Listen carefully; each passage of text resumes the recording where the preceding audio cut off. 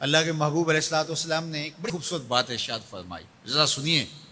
اور اس کا لطف لیجئے اور حضور کے دیے گئے اس وعدے پہ دل کے قرار کا سامان کیجئے۔ اللہ کے محبوب علیہ السلام نے ارشاد فرمایا کہ من یکفل لی اللہ یسأل الناس شیئا، جو شخص مجھے اس بات کی ضمانت دے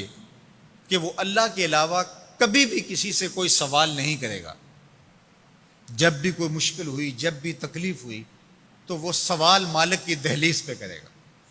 وہ مصلی بچھائے گا اور رب سے کہے گا میرا مسئلہ یہ ہے۔ جو شخص مجھے یہ ضمانت دے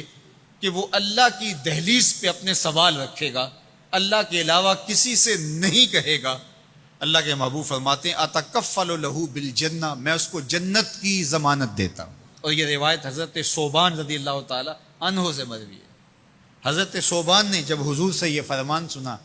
تو انہوں نے کہا حضور میں ضمانت دیتا ہوں، میں زندگی بھر اللہ کے علاوہ کسی سے سوال نہیں کروں گا۔ اور صحابہ نے پھر اس پہ عمل کر کے دکھایا۔ صحابی کا کوڑا گرتا ہے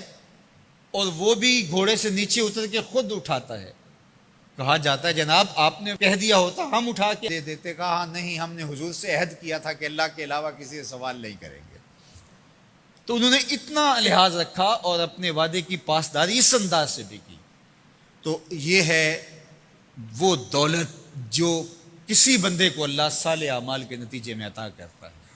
حضرت حسن بصری رضی اللہ تعالیٰ عنہ فرماتے ہیں کہ یہ کسی شخص کا ضعیف یقین ہے کہ جو اس کے پاس موجود ہے اس پر اس کو اعتماد ہے، اور اس کا جو حصہ اللہ کے پاس موجود ہے اس پر اس کو اعتماد نہیں ہے۔ دیکھیے ایک شخص کے پاس کچھ پیسے موجود ہوں، اس کی جیب میں ہے، اس کے لاکر میں ہے، گھر میں ہے، اور ایک وہ اس کا مال ہے جو بینک میں پڑا ہوا ہے، تو جس طرح وہ اپنے ہاتھ میں موجود پیسوں پر مطمئن ہوتا ہے، بینک میں پڑے ہوئے پیسوں پر بھی ایسے ہی مطمئن ہوتا ہے، کہتا ہے وہ بھی میرے ہی ہیں۔ تو جو شخص بینک میں پڑے ہوئے پیسوں پر تو مطمئن ہے، گھر میں موجود رقم پر تو مطمئن ہے، اس کے ہاتھ میں اس کی جیب میں جو ہے اس پر تو مطمئن ہے، اور اس کی قسمت کا جو ابھی اللہ کے پاس ہے اس نے ابھی اس کو دیا نہیں، اس پہ مطمئن نہیں ہے، تو حضرت حسن بصری فرماتے ہیں اس سے بڑھ کر ذوف یقین اور کیا ہوگا کہ جو اس کے پاس ہے، جس کو چرایا جا سکتا ہے، جس کو چور کھینچ سکتا ہے،